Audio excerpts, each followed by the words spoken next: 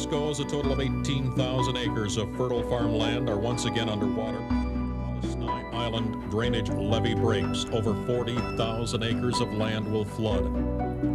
Good evening. I'm Chad Douglas. I'm Raja Maples. And I'm David Amilati. We're in West Quincy on the Fabius Levee, where 25 years ago tonight, this levee was broken. The Tri-States was already dealing with the 500-year flood. This breach just made it all worse. Now, let's take a step back in time 25 years ago and experience the Great Flood of 1993. We're in Quincy, Illinois, where folks have been working feverishly up and down the river, trying to build up levees to save precious farmland, homes, businesses. They have been working round the clock for almost 2 weeks now, trying to save everything as best they can. The river keeps inching up, and the levees are just a couple of inches ahead of it. It really is a battle that's being fought inch by inch. What's happening is the backside of the levee is getting eaten away by this hard rainfall. And at the far end, down by the railroad bridge where we were about half hour ago, Right. you're probably having a great amount of washout at this time. And if this rain keeps up, this levee could go any time now. A ball of fire spilled across the evening sky last night over West Quincy, just 30 minutes after the levee gave way between the Quincy Bayview Bridge and the railroad bridge. Water spilled rapidly, quickly turning West Quincy into a sea of muddy water and later an ocean of flames. When we got here, there was one barge that was already coming through and one right up against the levee end. And then as we were out there, you could hear the trees crashing, and another barge came through, and then we started getting the hell out of there. The main barge that is lodged in the corner would be the northeast corner of the Erico. It's actually the canopy that was over the gas pumps. It was all business places up down here. Now we got 15 foot of water here. Conservation police toured the district looking for people who may not have made it to dry land. As it turns out, everyone made it, though this fawn needed some help. Conservation police will take the fawn to a nature preserve until it is strong enough to be out on its own. Officials say the fawn wouldn't have made it in this 10 to 12 feet of water. It's a stubborn mess, and officials don't expect things to dry out until at least September. Thousands and thousands of hours and literally millions of sandbags. That's all going up in waste now, and along with millions of dollars worth of crops. So pretty devastating to know that where we're standing right now, by tomorrow, this will be 6 or 7 feet of water. A dozen other area farmers tried to stop the water, but try as they might, they couldn't plug an underground waterway with sandbags, fencing, and logs. The water proved too strong. For 60 years, Bill Arnson has lived in Hull, Illinois, but he says after this, 7 feet of water in his home, no more. Where are you going to go? I have no idea, but it will not be in the floodplain. We try to hold our temper and try to stay, calm as we can, but it's starting to work on a lot of us. We won the battle, but we lost the war. And there was no better resources that was here. There was no better working crews. The people that worked hard and diligently throughout this, there's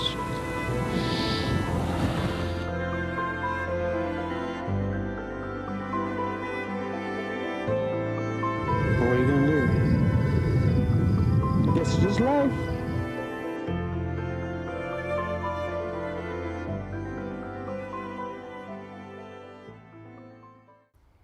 The Great Flood of '93 changed the day-to-day lives of tri-state residents. It also brought out the best in tri-state communities. I spoke with 2 Northeast Missouri residents about what they remember 25 years ago. Yes.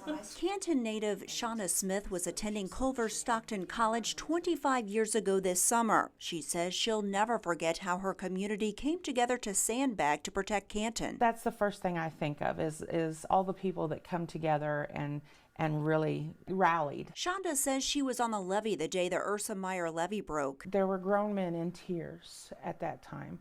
We were all in tears watching the flood, the water just take over. Ralph Martin was the manager of this West Quincy Airco station during the flood of '93. You know, the workforce in Northeast Missouri obviously passes through here every day going to and from work, and so you think of the hardship that was created for those people that had to find other ways. People started relying on a ferry service from LaGrange. A lot of people would meet at the riverfront there and ferry down here. They had a helicopter service that flew back and forth from Taylor. This image of an Airco gas tank catching fire after the West Quincy levee break received worldwide attention. Martin was in Quincy that night. He watched that fire from Bayview Bridge.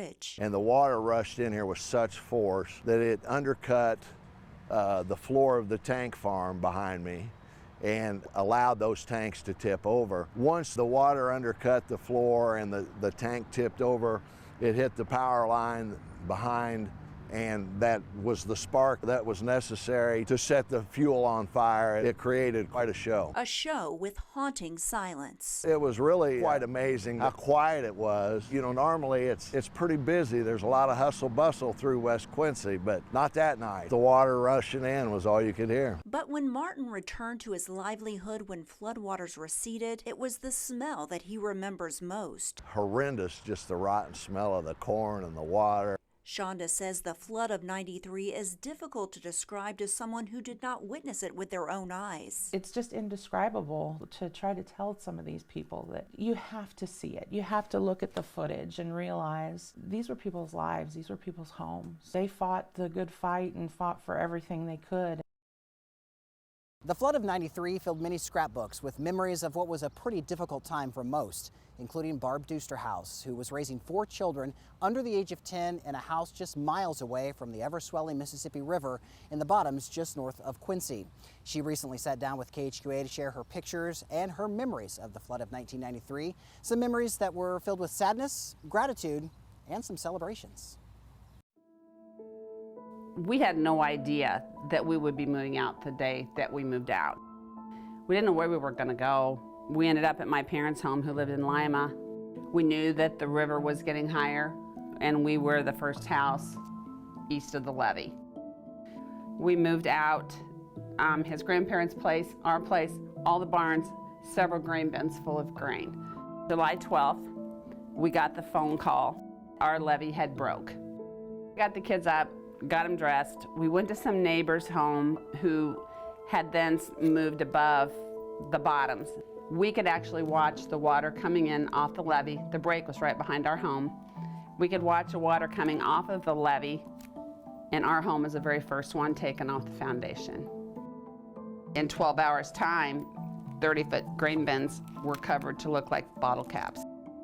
These are pictures of people actually standing on roofs of houses watching things go. There were households and farms, and it's just one of those things. You hear the word flood even now. It's been this long. It just makes me lose it. This was our livelihood. This is how we lived. This is what, you know, you've got the grain, you've got the livestock, you've got everything, and then suddenly you have nothing. Harry Smith here, remembering the summer of 1993 and the flood. My goodness, we were all over the Mississippi, we're on the Missouri, we're up on the Des Moines River. We covered a lot of miles and saw a lot of water that summer. It felt like it was never going to stop raining. I specifically remember, though, the couple of days we spent in Quincy and the just spectacular sense of community cooperation that we witnessed there. Folks were lined up practically to fill sandbags, and trucks would go out and folks would throw those sandbags up. There were a lot of people helping other people whose homes and businesses were endangered, and doing it for people whose identities they didn't even know. And we saw that quite a bit, actually, at different places during that summer. I also remember standing on the Snai one night thinking, this may be about the dumbest thing I've ever done, because underfoot it felt like you were standing on a hillside of Jell-O. Wow, what a summer. A summer I'm never going to forget.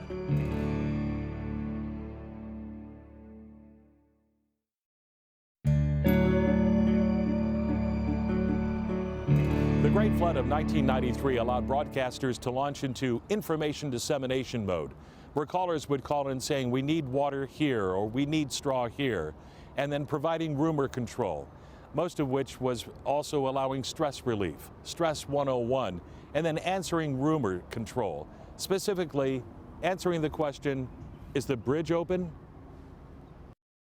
Take us back to that time. What were some of the things that stood out 25 years ago for you? That event affected so many people in so many different ways. Everybody gravitated to the radio station. And we just turned the station into a nonstop 24-hour, 7-day-a-week basically for as long as it went. Information center. There were no cell phones. Few people had bag phones at that time, whether it was bottled water for the National Guard troops or needed bottled water down at the Snai River District later on, and they were getting it because they heard it on the air. You happy to talk with the president? He was flying over us, I think, about the time that he was talking to us. You know, you don't get that opportunity very often. And we knew he was going to call. We were made aware of that. And when he called, it was kind of fun. I'm not so sure that 25 years ago that we didn't take it to the max on what we could do. We used every resource we had available to us, and looking back at that, I don't think I would change anything that we did to make it go better. Since the flood of 1993, there's a greater regional cooperation. Most of the people have been bought out from the floodplain. Now, we know there's going to be another great flood, almost equivalent or even greater than the flood of 1993. The question is, when will that happen? Reporting in Quincy, I'm Rich Kane, KHQA News.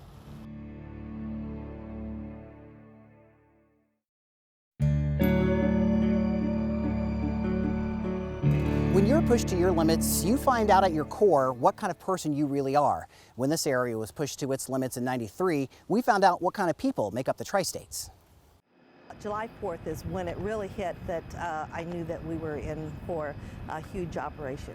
This is Pam Schaefer, who was the executive director for the American Red Cross in Adams County in 1993. We knew we couldn't do everything. This is Larry Craig, a Hannibal native who would help the Salvation Army lead recovery efforts. 93, the river won. And this is Carrie Bareyes, who grew up in the whole river bottoms. So too did her father and grandfather. You have to understand that it never flooded there. It was in the 1800s the last time it flooded. In 1993, Bareyes' family moved out of her home on July 1st and immediately began helping neighbors. Her husband worked on the Snai levee. She and the kids filled sandbags, and she helped feed everyone.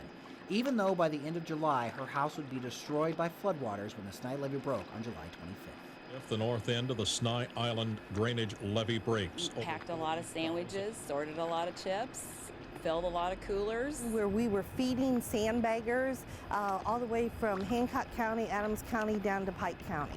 The American Red Cross was one of several organizations who were instrumental in keeping volunteers going.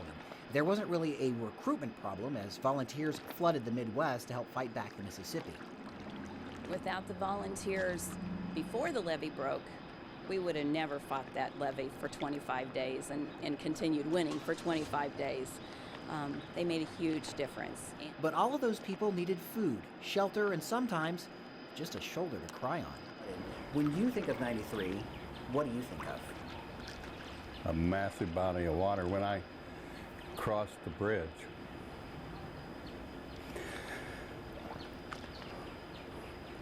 That's all I can see. Hannibal native Larry Craig moved home in August of 1993 after serving 25 years in the military. When a position opened up with the Salvation Army, Craig took charge to help lead the recovery efforts. He managed 4 offices in the region to help people get back on their feet. Much of that recovery effort lasted until the fall of 1995. While people came together to fight the Mississippi and rebuild towns that were devastated by the flood, looking back 25 years, the flood of '93 was also a very pivotal moment. Well, we realized that the river wasn't a boundary.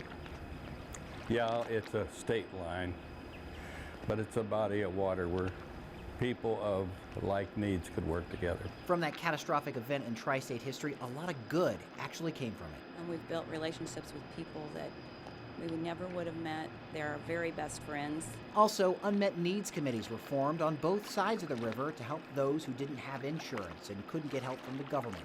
Those committees still intact today, helping people who can't get help anywhere else. Something else positive that came out of the flood in 1993 was the Tri-State Development Summit. Leaders from all 3 states met several times to talk about transportation, economic development, and workforce development. As a direct result of the Tri-State Summits, Hannibal got a new bridge over the Mississippi. US 61 was made into the Avenue of Saints, and US 36 was 4-laned across Missouri.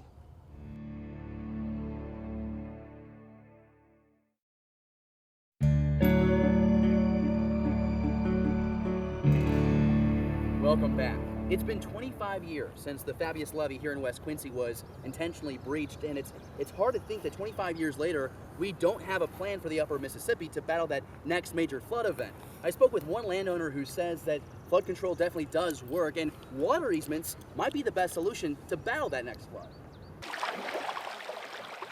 John Winkleman owns more than 400 acres of land just north of Canton, Missouri. The land is full of corn and soybeans, and it's belonged to his family for more than 140 years. He says he's fearful about another major flood like the area saw back in 1993. Same scenario we had in 93, no further protection. We're same place, just waiting for another disaster to happen. And we could do a much better job than what we did in 93. We were unprepared. The flood of 93 caused 47 deaths, displaced 74,000 people, and $15 billion in damages. Mike Klingner serves as president of the Upper Mississippi, Illinois, Missouri Rivers Association. He says in today's world, the damages would surpass $30 billion. Both Klingner and Winkleman say a comprehensive plan is needed right now. Here's what we know. Not every levee can be 100 or 500-year status. The Gregory levee that I'm walking on right now is only a 50-year levee. The difference is it would need another 3 feet and some freeboard in order to reach that status. It's not an option. So landowners say, just let the water in. Those landowners have more than 8,200 acres in the Mississippi Fox Levee District Number 2. That's roughly $2.6 million worth of crops that could be destroyed. I don't want to lose a crop either. You're only paid one time a year when you're a farmer, and that's at harvest time. If you have nothing to harvest, then you have a zero income. So that's where possibly the flood easement could help out in that situation, would get the farmer through if he were willing to take on the water and help reduce the risk to others. To put this into perspective, here's just how much land flooded 25 years ago. The breach that triggered most of the destruction happened in West Quincy in July of 1993. Floodwater covered more than 100,000 acres of land in less than 12 hours. Klingner says there is an effort underway right now to secure federal funding for water easement to combat that future flood event. We have that one missing component, is those areas that need to take water in certain conditions. How do we compensate, and how do we get to that agreement so that we have a plan that can convey a major flood? So that little piece is what we need to work on. We want to help others along the river. We have friends on both sides of the river. We go to church with those people. We know them personally. We've helped them recover from the flood of 93. So it's a reciprocating thing. There's no question we're going to have another flood event like we had in 93. There's no question it's not if, it's when, and it's going to happen, and we need a plan for it. Now, Mike Klingner continues to work with the USDA to lock in a plan. Klingner hopes that he and Congress can make that plan official this fall.